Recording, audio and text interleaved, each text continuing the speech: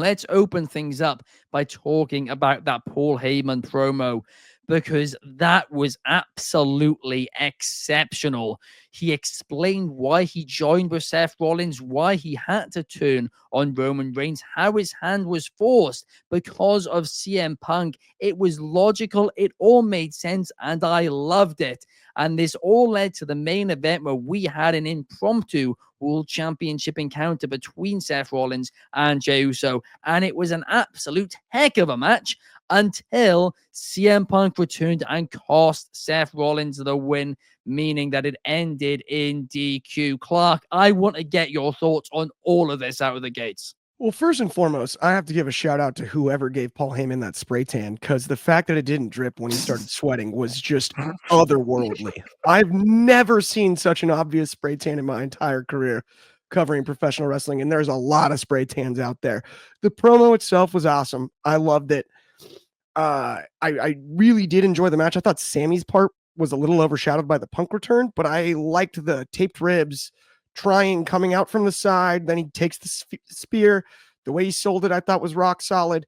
And then, of course, the CM Punk return, it made sense of not putting the title on Seth Rollins.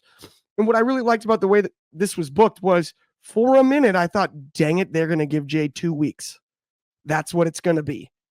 And I really thought was going to be the result. I thought Rollins was going to get him. The CM Punk return I did not have on my bingo card, but I was stoked about it, which is shocking for me to say. I'm not necessarily the biggest of Punk fans, but I did enjoy it. If you're going to have a DQ finish, the one thing is it does overshadow Jey as the world champion again. He needed help here, and he's supposed to be the one carrying the title. He's the babyface. I would have liked to see it somehow lead to a pin. The odds get evened, and Jey still goes over. The DQ finish I'm fine with, though, at the end of the day. Punk being back, Punk Rollins is always exciting. We really haven't seen it all the way paid off, at least in my eyes, as much as we've seen them interact over this entire time since they've been back. I do think there's one more in the tank between those two, and I'm excited to see what they do with it. Absolutely, and Fernando agrees, but he's saying that WWE is saving Jey versus Seth at SummerSlam for the title change, and I agree too. If you had Seth lose, he would have looked like an absolute idiot after putting him with this faction. Very this true. way, neither lost. Disqualification. And DCX Warlord goes, did Clark just say tsunami? Is that a Bronson Reed? Is that a Bronson Reed emoji in the thing? It is a Bronson Reed. How have they done that? Has just fascinating emotes. The king of emotes. I got to give credit where it's due. There was a Roman Reigns one, I think it was the other day as well. But Clark, you mentioned the spray tan too. There was a moment in the backstage segment later on, you could see it. It was running down his face, and I tried to take a screenshot, but Netflix, they don't like screenshots. I mean, I'm wondering if he went and got one the first time and was like, not enough, do another layer. Maybe that's the only thing I could think of. Maybe him like he went on the longest Hawaiian vacation anyone's ever gone on. Maybe him and Bron got like a 2-for-1 special or something because they're both, man. Yeah. They both went Guys' day at the spa, spray tans and pedicures. The thing is, I do feel like he saw the memes last week about him and Bron and the spray tans, and this week he just decided to one up it a bit more. And Bron Breakker last second went, actually, Paul, I've decided I'm not going to join you on going up another level. I'm going to stay here to be safe. But I mean, it's risky business. I'll tell you that much. They both just showed into work, and Paul's just like, hang on, we had a deal. What's going on here? Sean Ellis is exactly right. It doesn't really work. Yeah, I mean, there's a picture which I did on the Twitter earlier on today, and it was exactly this time last year when Paul Heyman was basically just being bullied around by Solo Sikoa. And he's dead pale with grey hair. And then next to it, I put the photo from this time this year. They don't look like the same person at all. Unbelievable. Oh. It is unbelievable. Nuts. But Archie, I want to get your thoughts on this segment and the main event. I thought Paul Heyman, for starters, probably gave one of the promos of the year. Sometimes the best justification for a heel turn is the simple option. and he just perfectly justified it. This was kind of the reasoning we all thought, but he just kind of confirmed it. The Punk and Jay match was absolutely brilliant. I agree with Clark that I was on the edge of my seat thinking that we could actually have a title change. I thought maybe Triple H might have actually given in to the IWBC's criticism and only given Jay 2 weeks, but no, they didn't do that. And it was a perfect finish. I don't usually like DQ finishes, but they worked here. And now it seems like that Heyman, Seth, and Bron have got to go for a third man because they're up against Jay, Sammy, and Punk, potentially even Roman as well, if Jay's still occupied by Logan Paul. And for me personally, I think there's only one perfect person to be the Randy Orton of this kind of group. And I can't shake it. I think Austin Theory would be the perfect third person for this group. I think him in that kind of character in this faction of being that young, arrogant, kind of irresponsible kind of member of the group would just absolutely nail it. Because the thing a lot of people don't realize or forget about Austin Theory is that comically he's actually really funny. And we saw that when he was with The Way, with Johnny Gargano and Candice and Indy Hartwell. He just had such amazing comedic timing, and it's not really something that he's been able to show off on the main roster too much. So I think if he joins this group and finds that perfect balance between that comic side of him and that serious side of him, then I think we're cooking. I'd love that, and I said that earlier today as well. But sorry, my phone's just going off for a second. Hello. Oh, I'm so sorry, Triple H. No. Archie was not suggesting that you were going to pivot from Jey Uso. Don't worry. That's not what he said at all. We know you don't listen to the internet wrestling community. I'm so sorry. Have a lovely day. Oh, I'm in his bad books now. He usually phones me, so that's now he's had to go all the way up to the head, the top of the headquarters in Wrestling Republic. I'm sorry, Triple H. I'm sorry, Hunter. He is fuming. But I do agree with you. Austin Theory would be an absolute fantastic addition to this. It's just how can you get him involved while also telling the Grayson Waller stuff? And you are right. He's a fantastic comedy act, but I want him to be more than that too. I want him to be a big deal in this company. Oh, yeah, no, I agree. But it's like with Randy Orton with Evolution, he was that kind of Batista and Triple H were a bit more serious rather than Randy Orton was that kind of young, kind of irresponsible kind of member of the group that still has a lot to learn. I think he can bring that comic side of him, not being a complete comedy act, but bring that comic side of him into the group. And he can absolutely nail it. So I honestly, we can talk about like free agents like Jeff Cobb and Bronson Reed that maybe could be added to this group. They don't need this group. We need somebody. The third person in this group needs to be someone that needs to be in this group.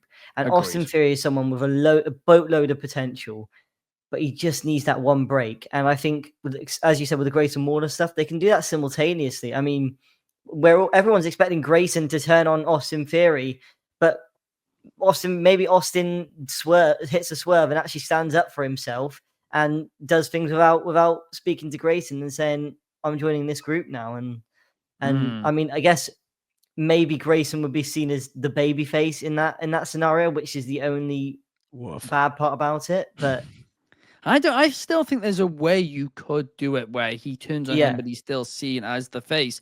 The one thing I will say is, right, Austin Theory was at WrestleMania with Stone Cold Steve Austin in the same ring as Stone Cold Steve Austin at the age of 23 after already being in WWE at that point for 4 years. He is now 27. We have basically wasted 3 years of this guy's career.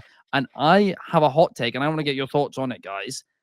Personally, I believe if WWE didn't have really any plans for him this past 2 years, like they haven't, but they've shown they haven't had, I think they should have just released him because I believe he would have grown his wings. Wow. 2 years ago, I think he would have grown his wings in this past 2 years. And I think by this time, if he'd left and come back, he could have already been Cody McIntyre status.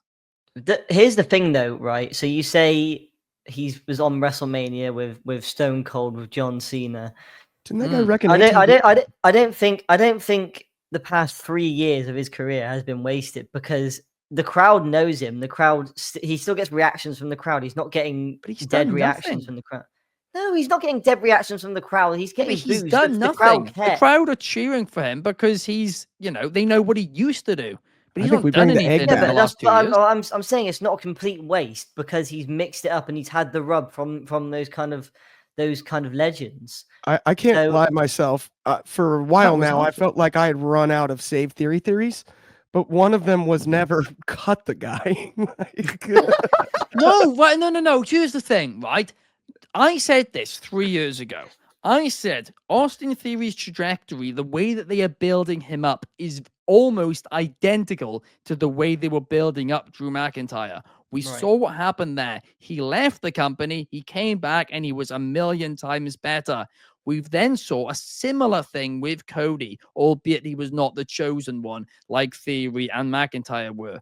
But the guy's career resembles Cody and McIntyre so much that, yes, I do think him finding his feeting outside the company is actually probably what's best for his career. And he's 27, still very, very young, but like he doesn't have time to waste.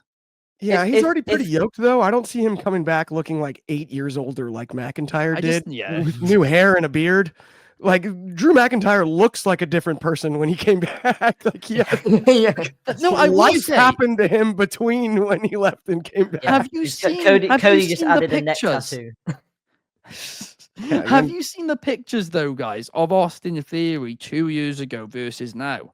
He has actually done a bit of a Cody where he has gotten a lot Oh, more yeah. jacked. Oh no, But he's nobody's ripped. noticed it. Yeah, he's yeah, go on. I even think back to WrestleMania 39, he looked big bigger than I expected opposite John Cena in that match. I think he's definitely, at his age, come into his own, developed strength, developed muscle and whatnot. And that's where I'm like, if he goes away for too long, I'm not sure. I hear where you're coming from and I don't mind the theory. Yeah. Woof. That's pun not intended there. Oh my But God.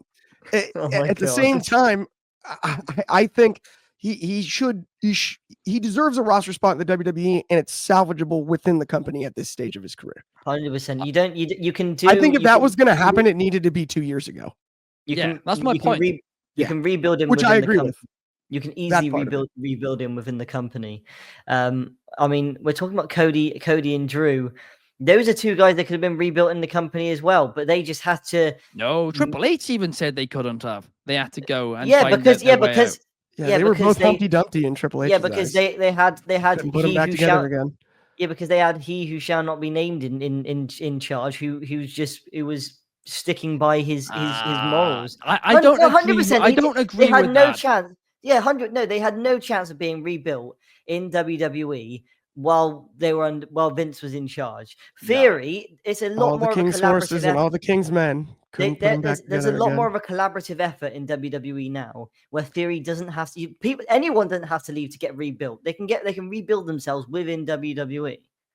I'm going to quickly just say this because I think you are right. He could rebuild himself in WWE, but to the point of Cody McIntyre and all of that, it is the same in any industry, in any company, in any sport. If you are on a team and you've been in a certain position for so long, it is occasionally hard then to get seen not as somebody in that position. Sometimes you have to leave and then come back to show, hey, you thought of me as some kid. I'm not that kid. I'm bigger than that kid. And then you're treated as a bigger deal. And we've seen that in football teams. We've seen that in businesses. It's a common thing that's in true. life. It's perception. At the end of not to get into perception again, just the part says Waller will eventually be a great face, but he is a natural heel. Theory and Waller are holding each other back. Creative teams / Triple H have overloaded rosters to deal with and can't find them a proper storyline. I mean, I think TV time, again, is an issue.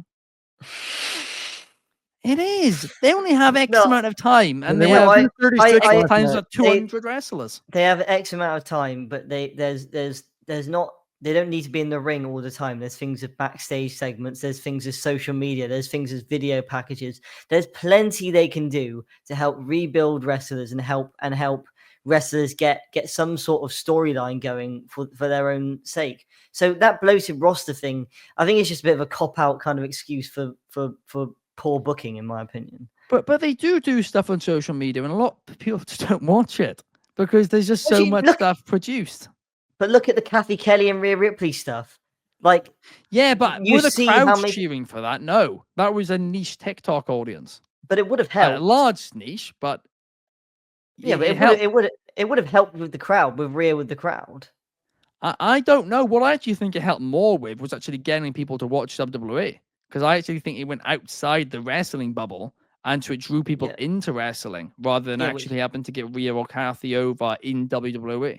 Yeah, which then therefore when they're watching WWE, they see how cool Rhea is, and Rhea's getting more reactions. So it's kind of goes in that cycle. I thought she was arguably one of the best on the Stephanie McMahon show on ESPN Plus. Rhea's interview. I haven't seen that. Speaking of outside of wrestling, that was very well done. If anyone hasn't I haven't seen any of that. Highly recommend that. In the UK. I binged all the episodes. Oh, you can use my ESPN Plus. But DCX Warlord says Cena really predicted the downfall of Theory. I think Cena helped with the downfall of Theory, if I'm being completely real. But anyway, moving on. Let's hit him talk. in the kneecaps with a verbal baseball bat. He did. It was brutal. That hurts. But wait, actually, before we do, Charlie Esparza is saying over on Instagram, Randy could make a group with Oberfemi, Austin Theory, and Grayson Waller. I mean, I'd prefer Theory and Waller to part ways, but for Randy to actually create his own revolution and his own evolution to combat Seth Rollins' new dangerous alliance, perhaps. I mean, didn't we already try that with Legacy? Too many factions. Maybe. I don't think there's too many factions in WWE. I actually think the issue is they've not got enough to actually fight each other.